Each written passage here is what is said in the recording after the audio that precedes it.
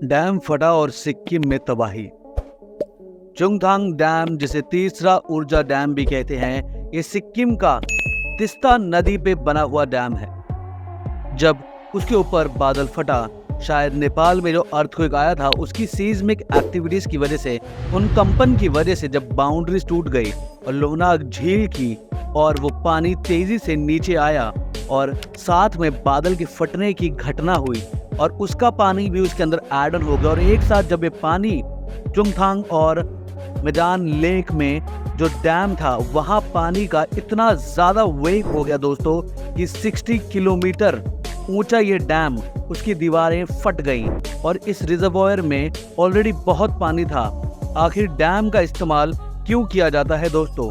उसका यूज ये है कि पानी के बहाव को रोककर उसे एक स्ट्रीम निकाल के वेग के इस्तेमाल करके उससे बिजली बनाना, क्योंकि जो प्रेशर से गिरता है पानी, उस पावर को जनरेट करके हम इलेक्ट्रिसिटी में कन्वर्ट कर लेते हैं।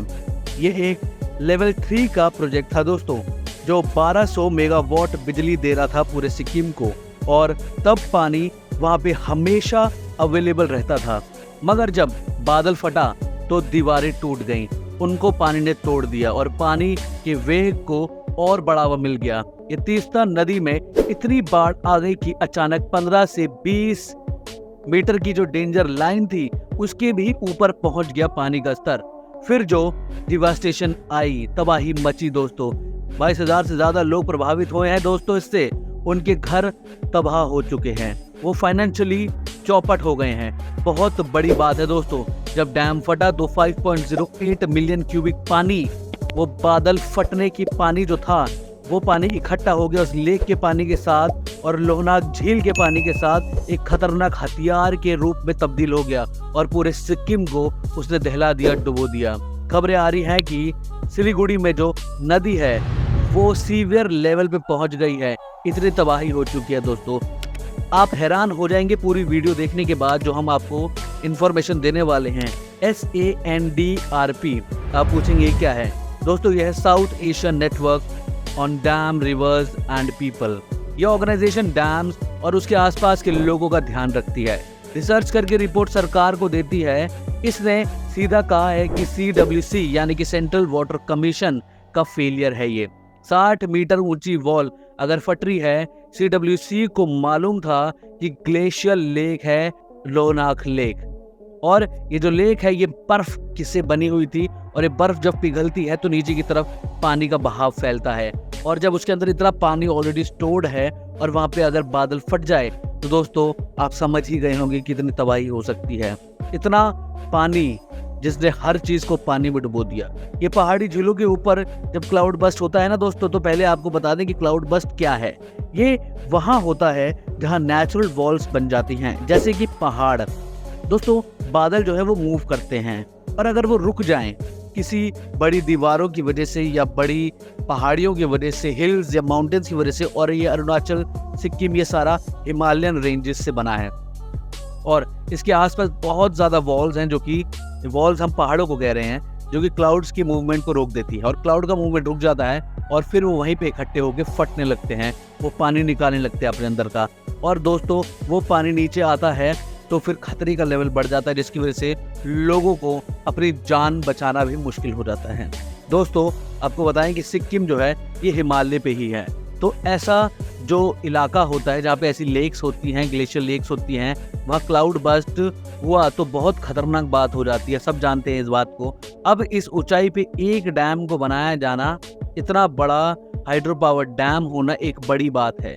ये खतरा था बहुत बड़ा, और इस अलर्ट को जानती थी अथॉरिटी कि उन्होंने, वो इतनी अच्छी तरीके से जानती थी कि उन्होंने वहाँ एम्बार्कमेंट भी बना दिया था, यानी कि अगर कुछ हुआ तो एम्बार्कमेंट जो है उसकी वजह से पानी इधर उधर निकल जाएगा। मगर एक बड़ी गलती हो गई CWC और सरकार से, वो ये कि उन्होंने अर्ली वार्निंग सिस्टम डिप्लॉय नहीं किया था लोचान के एरिया में, लोचन रिवर के आसपास। वहाँ बाढ़ के लिए अर्ली वार्निंग सिस्टम ही नहीं था जिससे वो लोगों को एहतियात बरतने के लिए बता सके, उन्हें सतर्क कर सकें, और इस गलती की वजह से 22,000 से ज्यादा लोग प्रभावित हो गए हैं दोस्तों। और लोगों का जो सतर्क नहीं कर पाए, ये दोस्तों आप ये जान के हिल जाएंगे कि पूरे नॉर्थ ईस्ट में, पूरे हिमालयन रीजन में ये समस्या है। ये कोई आम और एक समस्या नहीं, ऐसी कई समस्याएं हैं जिनकी वजह से वहाँ के लोगों के सर पे बहुत बड़ा खतरा है।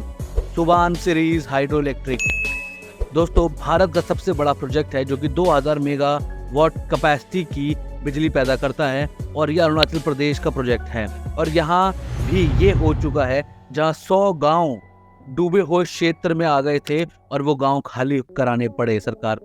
और दोस्तों ऐसा लगातार हो रहा है। यह हाइड्रो पावर प्रोजेक्ट जहाँ बने हैं यहाँ या तो ग्लेशियर लेक्स हैं या फिर क्लाउड बर्स्ट होने की बहुत सारी पॉसिबिलिटी है।